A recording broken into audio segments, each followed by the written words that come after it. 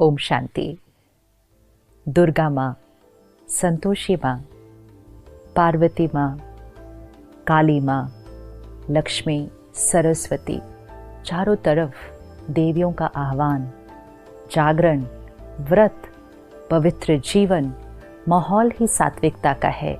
क्योंकि नवरात्रि शुरू हो चुके हैं आज से। हम सब मिलकर कितनी प्यार से, श्रद्धा से, भावना से शक्तियों का आह्वान कर रहे हैं, जिनको हम कहते हैं शिव शक्ति। उनका आह्वान हो रहा है। लेकिन थोड़ा सा आज कुछ क्षण लेकर इस पे चिंतन करते हैं कि हम किसका आह्वान कर रहे हैं। उन्हें हम शक्ति भी कहते हैं, उन्हें हम माँ भी कहते हैं, उनको हम अस्त्र शस्त्रों के साथ दिखाते हैं और उनके ही चरणों में हम असुर भी दिखाते हैं। ये सब चीज़ हमें कौन से ज्ञान का अर्थ सिखाने की कोशिश कर रही है।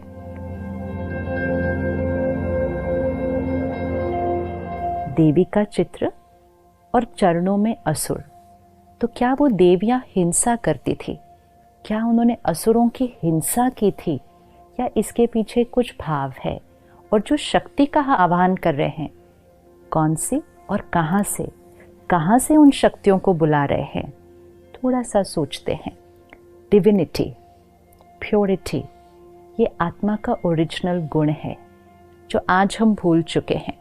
और क्योंकि हम अपनी डिविनिटी को भूल जाते हैं, तो हमारे अंदर के जो वाइसेस हैं, काम, क्रोध, लोभ, मोह, अहंकार, ये इमर्ज हो जाते हैं। डिविनिटी मर्ज हो जाती है, विकार इमर्ज हो जाते हैं।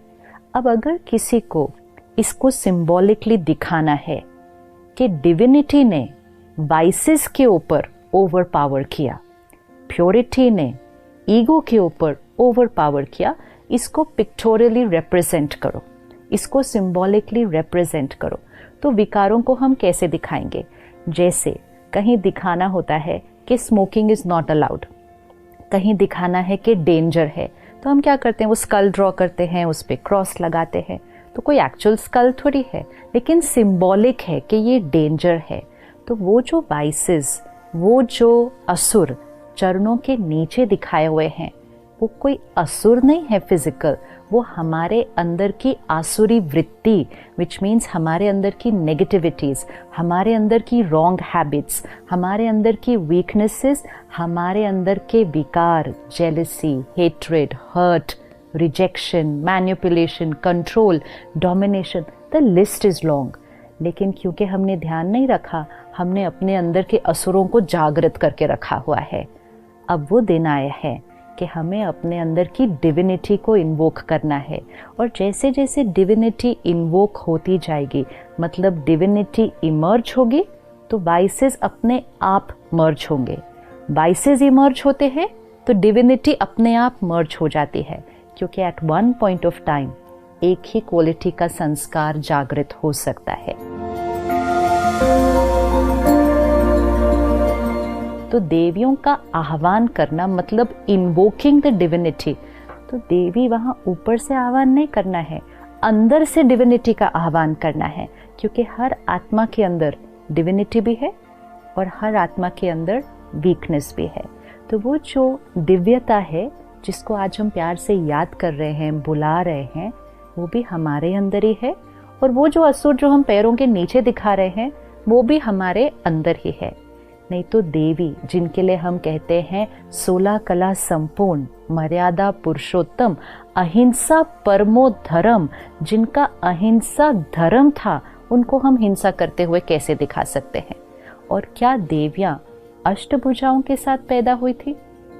अष्टभुजा, आज अगर आपके घर में एक बच्ची पैदा होती है जिसकी अष्टभुजाएं हैं, तो आप तुरंत क्या करेंगे? शायद सबसे पहले तो डॉक्टर वो सर्जरी कर देगा, क्योंकि वो अष्टभुजा कोई लिटरल फिजिकल 8 आर्म्स नहीं है। वो आत्मा के अंदर की अष्ट शक्तियां, 8 पावर्स ऑफ द सोल, जिससे वो डिविनिटी इमर्ज होती है। क्योंकि भुजा शक्ति का सिंबल है, पावर, यू से इज वेरी पावरफुल। फिजिकल तो हैंड का सिंबल है, और हर भुजा के अंदर एक एक शस्त्र है। शस्त्र नॉलेज का है। तो क्या भावार्थ है? ज्ञान के शस्त्र को लें, आत्मा अपने अंदर की शक्ति को यूज करे, और जब ज्ञान के शस्त्र से आत्मा शक्ति को जीवन में यूज करेगी तो डिविनिटी इमर्ज हो जाएगी, और जब डिविनिटी इमर्ज हो जाएगी विकार मर्ज हो जाएंगे।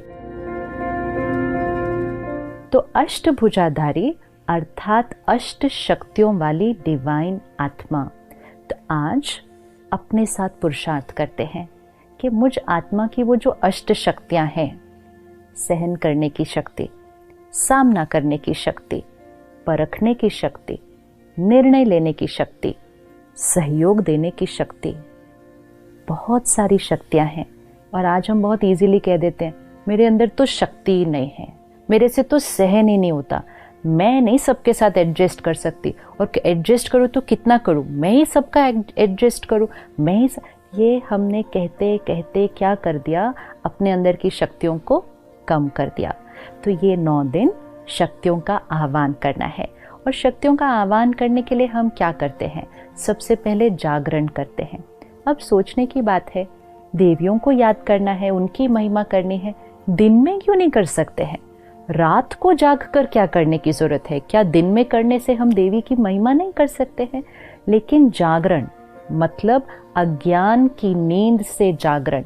तो जब इस सृष्टि पर कलयुगी अंधकार है, अज्ञान, इग्नोरेंस, डार्कनेस, जब अज्ञान है तब अवेकनिंग की जरूरत है। अवेकनिंग अर्थात waking up from that night of ignorance. Awakening मतलब अज्ञान की नींद में सोए हुए हैं, उससे जागरण करो। तो रात को जागना है मतलब अज्ञान की नींद से जागना है। तो रात को जाग के डिविनिटी का आह्वान करना है। फिर हम ये 9 दिन व्रत करेंगे।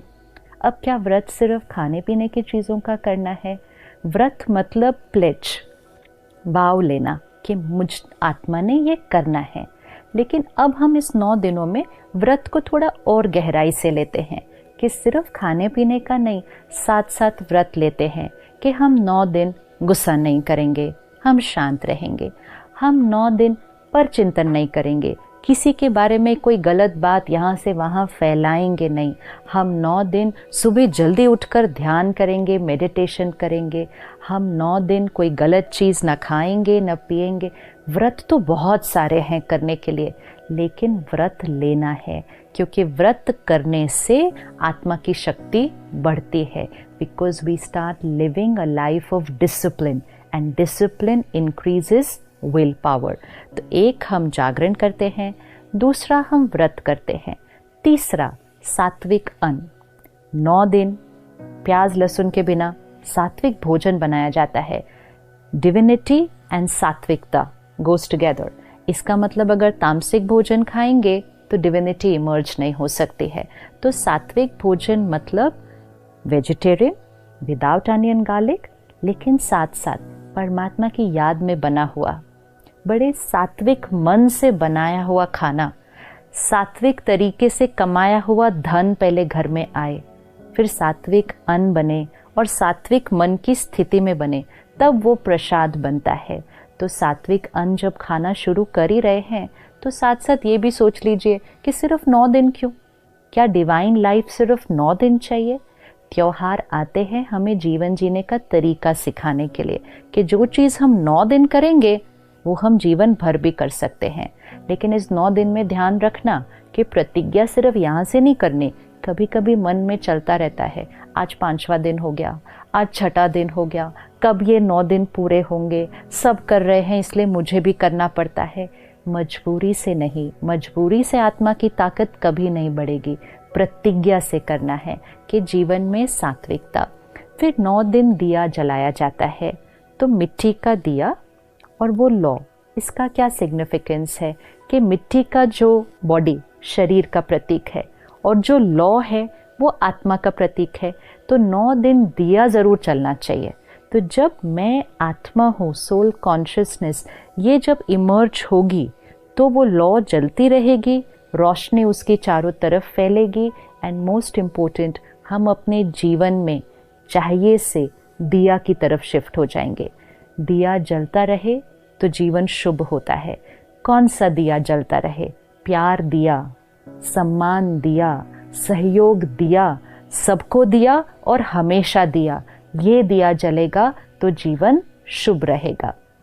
जागरण, सात्विकता, व्रत और दिया, जब ये सब हो गया तो रिश्ते बड़े प्यारे हो जाते हैं। एक दूसरे के साथ एडजस्ट करना, सहयोग देना, ये एक नेचुरल जीवन जीने का तरीका बन जाता है।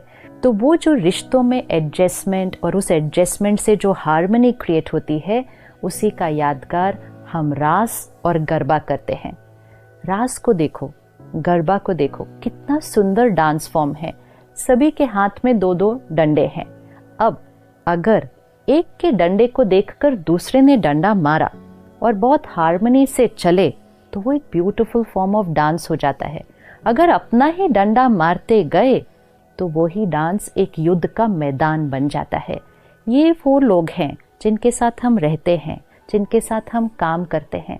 उनके संस्कार को देखें, उनके संस्कार को देखते हुए अपना संस्कार यूज करें। अगर ऐसे करेंगे तो संस्कारों की रास होती जाएगी। लेकिन अगर अपना ही संस्कार का डंडा मारेंगे तो घर में भी आज युद्ध का मैदान हो जाता है।